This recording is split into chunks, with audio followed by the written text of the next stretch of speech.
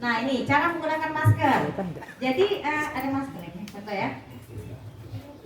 Jadi ada isu yang kalau pakai masker itu yang di depannya yang putih. Pernah nggak ada dengar Pak?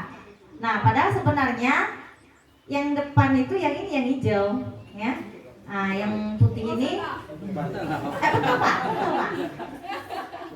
Betul Pak. Ah, Bapak betul. Jadi yang depan itu yang berwarna, yang hijau, ya. Nah, yang putih itu, nah, yang putih itu di dalam. Nah, karena saya kalau lihat di YouTube atau di sosmed itu kan, nah makanya jangan sampai bapak-bapak, ibu-ibu melihat berita-berita hoax ya, itu tak benar ya. Jadi pastikan bagian berwarna diletakkan di depan. Pada sisi ini mengandung fluid repellent yang dapat melindungi Anda dari percikan batuk. Jadi kalau ada yang batuk Pak, dia tertampung. Nah, tak ini ya. Terus, sedangkan sisi berwarna putih mengandung moisture being layer yang mampu menyerap percikan batuk atau flu yang kita alami, ya kan?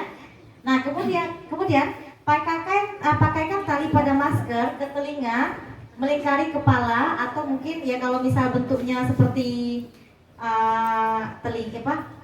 bulat di telinga boleh dicantol di sini di telinga. Ketiga, pastikan besi penyangga berada pada sisi atas. Jangan pakai masker tapi cuma sampai ini ya, di bawah hidung ya Pak ya. Nah, takut hidungnya kan udah pesek nih, tambah pesek lagi. Tak boleh ya, pokoknya kalau pakai masker harus menutupi hidung. Nah, pastikan masker menutupi hidung, mulut hingga dagu Anda, serta pastikan kembali tidak ada udara yang bocor. Jika masker terasa basah, segera ganti masker dengan yang baru. Kemudian, saat hendak melepas masker, lepaskan tali masker, lipat masker ke bagian dalam tanpa menyentuh sisi berwarna putih. Nah ya, jadi kalau seperti ini menyentuh, jangan kita sentuh bagian putihnya, jadi lipat langsung ya, tanpa menyentuh bagian sisi yang putih. Kemudian lalu buang masker ke tong sampah, ya. Oke, next. Nah, perlukah kita memakai masker? Ya, jika kita memiliki gejala gangguan pernafasan seperti batuk, pilek, sesak nafas. Kemudian, ya bagi tenaga kesehatan yang menangani pasien dengan gejala gangguan pernafasan. Ya, jika kita merawat orang dengan gejala gangguan pernafasan, dan tidak usah menggunakan masker jika masyarakat umum yang tidak mengalami gangguan pernafasan. Nah ini ya langkah-langkah cuci tangan. Yuk bapak-bapak kita praktekkan. Tangan di atas. Gosok telapak tangan. Oke? Yuk gosok. Ini langkah pertama. Gosok telapak tangan. Panas ya? Ya Pak, angkat tinggi-tinggi Pak. Ya, Bu. Angkat tinggi-tinggi. Langkah kedua, sela-sela jari. Ya Pak, sela-sela jari kan, habis jari yang kiri, ya udah pindah jari kanan ya. Langkah ketiga, oke. Terus, kemudian langkah keempat, kunci. Langkah keempat kunci, tahu Pak kunci Pak? Nah, kunci. Langkah kelima, jempol. Jempol gantian Pak, habis kiri kanan lagi ya Pak. Oke. Langkah keenam, ujung-ujung jari. Nah, gantian, habis kiri kanan lagi. Yuk, coba Bapak praktekkan. Ya Pak. Pak Beno, silakan Pak Beno. Ya, baiklah, kita lihat peragaan Pak Beno akan memperagakan 6 langkah cuci tangan menurut WHO. Langkah pertama. Oke, siap. Langkah kedua. Ya, Pak ini nanti mohon maaf. Bukunya dipotong ya Pak. Langkah ketiga, ya. Langkah keempat. Kunci ya, langkah keempat. Langkah kelima. Oke, langkah keenam. Oke, satu lagi ya. Terima kasih. Tepuk tangan untuk Pak Beno. Nah, jadi ingat ya Pak Bu, 6 langkah cuci tangan itu. Jadi kalau misal cuci tangan jangan kobok-kobok aja. Misalnya mau makan, ada kobokan tuh kayak di rumah makan, misalnya kobok-kobok gitu. Nah itu kumannya di situ aja ya kan, tak ngalir. Jadi ya di air mengalir kan. Nah kemudian cuci tangannya jangan cepat-cepat ya, berdasarkan langkah yang WHO tadi bilang ya. Kemudian itu tadi juga ya Pak, kukunya dipotong ya, supaya nanti kalau kukunya panjang, kuman-kumannya, virus-virusnya nempel di situ. Percuma aja kita cuci tangan, susah. Nanti kan kalau gini, nanti kukunya patah. Ya. Oke, next. Nah, ini itu aja. Coba video kan? Di apa di bawah? Nah, ini ada video sedikit. Tahu nggak sih, jutaan kuman yang menempel di tangan kamu bisa menyebabkan berbagai macam penyakit. Biasakan mencuci tangan dengan air mengalir dan juga sabun. Langkah-langkahnya yang pertama, telapak tangan. Gosok kedua telapak tangan. Yang kedua, gosok punggung dan sela-sela jari sisi luar tangan kiri dan juga sebaliknya. Ketiga, gosok sela-sela jari bagian dalam. Yang keempat, kunci jari-jari sisi dalam dari kedua tangan. Yang kelima, gosok ibu jari tangan kiri dan berputar dalam genggaman tangan kanan dan lakukan sebaliknya. Yang keenam, rapatkan ujung jari tangan kanan dan gosokkan pada telapak tangan kiri. Dan yang terakhir, bersih masih di tangan. Ya. Jadi kalau habis cuci tangan, Pak, jangan pula pegang lagi handle itu ya. Jadi gini, nah ya. Jadi tangannya harus steril. Nah, oke. Nah ini, jadi intinya bagaimana cara mencegahnya? Ya, terapkan gaya hidup bersih dan sehat agar terhindar dari virus corona. Pertama, bila batuk atau flu, tutup mulut dengan lengan atas bagian dalam. Bila demam dan sesak nafas, segera ke fasilitas kesehatan. Istirahat yang cukup, minum air minimal 8 gelas per hari ya, atau 3 liter. Selalu menjaga kebersihan lingkungan sekitar, rajin berolahraga, tidak merokok. Bapak merokok dari sini? Hah? Merokok ya? Rokok jalan terus. Nggak boleh merokok ya Pak ya, karena itu semuanya pengaruhnya ke pernapasan, paru-paru. Jadi kalau misal Bapak merokok ya udah tambah mudah aja terinfeksi ya kan. Nah kemudian makan makanan yang mengandung gizi seimbang, cuci tangan pakai sabun, jangan lupa berdoa. Itu dia. Jadi Bapak Ibu, virus itu makhluk, kita juga makhluk Allah ya kan. Nah yang menciptakan Allah, yang menyembuhkan juga Allah. Jadi intinya kita boleh ya protektif ya, artinya kita usahanya dengan ya cuci tangan pakai sabun ya, kemudian hidup bersih sehat semuanya. Tapi jangan lupa kita berdoa, minta perlindungan sama Allah, lindungilah kita, keluarga kita ya, semua masyarakat kita dilindungi dari virus corona. Amin amin ya Rabbal alamin. Ya, oke. Nah ini beberapa alternatif pengganti salaman. Jadi kita nggak boleh lagi jabat-jabat gini, ya Pak ya. Nah, karena itu bisa ngandung kuman kan. Nih jabat kena lagi, cuci tangan lagi ya. Ya sebisa mungkin ya. Itu juga sudah diajarkan ya di dalam agama kita ya kan. Nah, jadi kalau salam jangan bersentuhan. Jadi salam gini ya. Oke Pak. Ya ikut Pak. Nah, jadi kalau salam gini. Nah, pengganti salamnya. Kemudian gini, ya bisa gini. Atau juga hormat juga bisa. Atau yang kayak orang Jepang, arigato ya. Nah ya ini salah satu trik-trik ya salam kita. Jadi pokoknya sekarang kalau ketemu ya saya pun menghindari juga kayak gini ya kan, karena kita tak tahu dari mana-mana kita megang-megang ini ya, ada kuman virus apa semua. Next. Nah ini ya, oke. Anak TK ada diajarin Pak, ada ponakan saya tuh TK salam kayak gini sekarang Pak ya. Jadi tak ada lagi salam-salam ini ya. Oke next. Nah ini untuk kalau seandainya berwisata ya, kalau sekarang ini kalau bisa jangan dulu lah pergi-pergi tempat wisata ya kan, kita tak tahu nih di luar. Nah, maksudnya yang di sini kan ada kayak Pak siapa? Kemudian ada Ibu Wani ya kan, mana tahu hari Minggu kan anak-anaknya libur nih. Mungkin kalau Bapak di sini ada refreshing tak Pak, mungkin jalan-jalan kalau? Tidak ada. Olahraga di tempat Ibu. Olahraga di tempat. Iya, rekreasi aja. Ya, alhamdulillah. Mudah-mudahan saya tahu nih, mungkin ya para bapak-bapak di sini mungkin tahanan-tahanan yang terbaik seluruh Indonesia ya. Nah, jarang kita temukan ya, mungkin kalau misal di luar sana mau ya ketemu kayak gini atau macam-macam kan takut kita kan.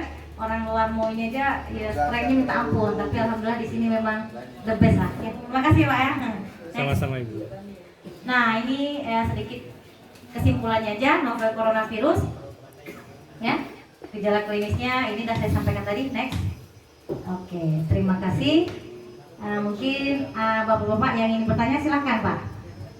Ya silakan Pak. Dok, betul kalau katanya kloroquine sama pseudoephedrine itu bisa mengobati COVID-19. Oh. Nah itu Pak, sekarang ini kan memang berita-berita hoax di luar sana memang banyak ya Pak ya.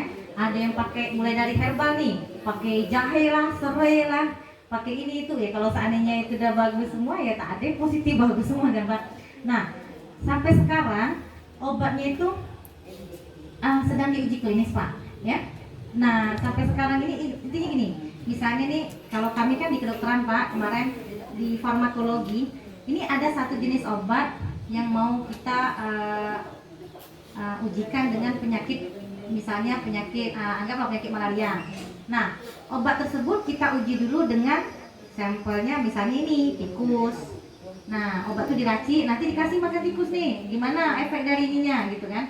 Nah jadi sesudah itu nanti baru sudah uji klinis itu baru ke manusia lagi. Nah sekarang ini obatnya itu sedang diuji klinis dan sampai saat ini belum ada obatnya seperti itu Pak. Iya, begitu. Nah jadi ya kita di internet ya, apalagi kan handphone, smartphone sekarang bisa saja ya kan mendownload atau apapun lah informasi-informasi. Jangan kita langsung plek-plek terima. Nah kita harus ya panduannya apa, ke Menkes kalau kita gitu. Nah sampai saat ini sih kalau untuk obatnya sedang diuji Pak. Mudah-mudahan sebentar lagi dan mudah-mudahan ya Pak ya. Nah kalau misal seandainya nanti ada pasti langsung, tak mungkin presiden kita tak ini kan. Nah mudah-mudahan secepatnya lah mudah-mudahan.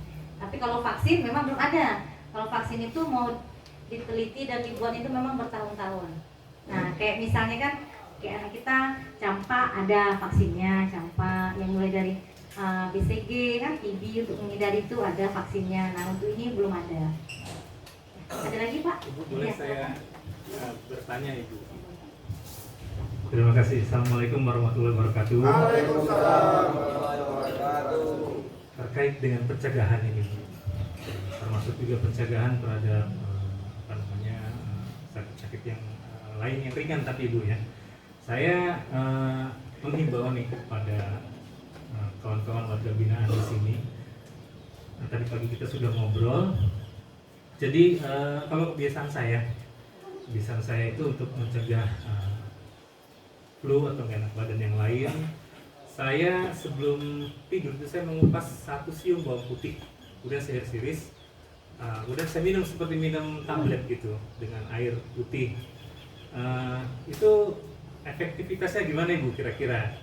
Kebiasaan saya gitu Bu ya, paling nggak seminggu tuh 2 atau 3 kali lah seperti itu. Kalau badan saya merasa lagi nggak enak ya tiap hari sebelum tidur saya minum cara seperti itu gitu. Kemudian juga vitamin seperti vitamin C dosis tinggi gitu Bu, maupun rendah atau makan buah-buahan itu bagaimana gitu efektivitasnya. Kami mohon petunjuk gitu, dan informasi dari Ibu. Terima kasih. Wabillahi taufiq wal hidayah. Assalamualaikum warahmatullahi wabarakatuh. Ya, terima kasih Bapak. Intinya Pak, untuk meningkatkan daya tahan tubuh kita, yang pastinya kita harus makan yang bergizi ya Pak ya. Makan dengan gizi seimbang. Kemudian ya boleh ditambah dengan vitamin C dosis tinggi yang kayak gitu. Kalau yang kayak bawang putih yang Bapak bilang, yaitu memang bawang putih itu kan sebenarnya obat. Nah obat memang bagus ya. Itu kan herbalnya ya Pak. Silakan. Jadi Bapak Ibu kalau memang sanggup ya kan, ada orang juga yang nggak senang bawang putih. Jadi kalau misalnya sanggup tidak masalah. Selagi itu untuk meningkatkan daya tahan tubuh kita juga masak pakai bawang putih ya kan. Nah, intinya boleh silakan. Yang terpenting kita gemas ya, artinya berperilaku hidup bersih dan sehat, makan juga dijaga, kemudian ya lingkungan juga jangan kotor ya. Jadi bapak-bapak warga binaan di sini ya mohon ya kamarnya jangan sampai kotor ya gitu ya, harus dibersihkan. Kemudian yang kayak bisa memang air juga ya Pak ya, air juga kita penting karena memang intinya harus cuci tangan nih Pak, cuci tangan pakai sabun.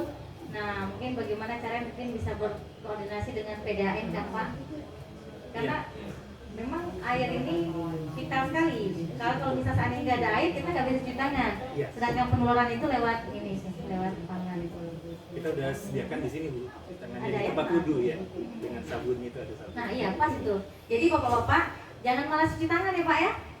Nah jadi kalau mungkin tak ada cuci tangan pakai sabun ya minimal hand sanitizer. Tapi kalau begitu dapat nampak sabun ya harus pakai ini ya. Kemudian ya bagi yang batuk pilek ya tolong pakai masker. Kalau saya Bu, batuk badan panas dingin. Nah, nanti kita periksa ya Pak. Bapak udah berapa lama di sini atau baru masuk? Baru masuk? 1 bulan. Oh, tak ada bepergian kemarin ke negara Cina atau apa Malaysia? Palembang. Bapak orang Palembang? Dan aku pakai masker ya, Pak. Nah, jadi kayak misal Bapak yang ini harus pakai masker ya. Jadi kemudian Bapak nanti kan kita obati nih.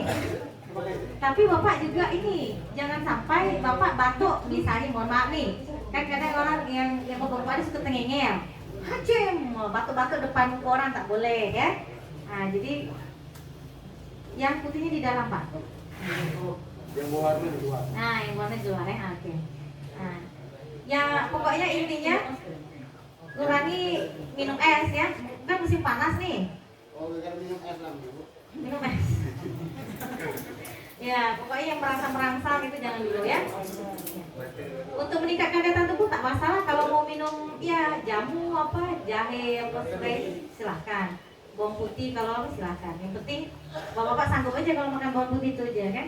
Tapi kalau Pak Dewanto mungkin sudah sering ya Pak ya. Alhamdulillah. Bagus memang kan itu obat ya kan. Nah, herbal ya. Ada lagi? Ya Pak, ada lagi Pak. Ya silakan Pak. Dok.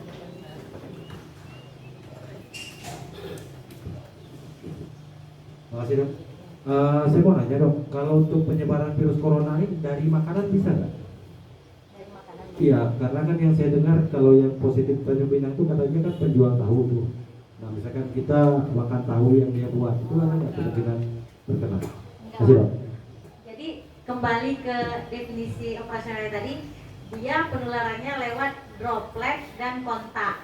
Jadi, nah itulah ya, terkadang berita hoax ini kan Pak, penjual tahu, jadi kesian lah orang tuh kan, udah dijual tahu tak dapat, dan misalnya penurunan omsetnya jadi turun gara-gara berita tadi kan, karena yang jual tahu. Padahal sebenarnya tidak seperti itu ya Pak. Jadi penularannya lewat droplet dan kontak. Jadi lewat percikan-percikan ya ludah-ludah kita yang keluar kalau kita batuk atau bersin menularkan ke yang lain.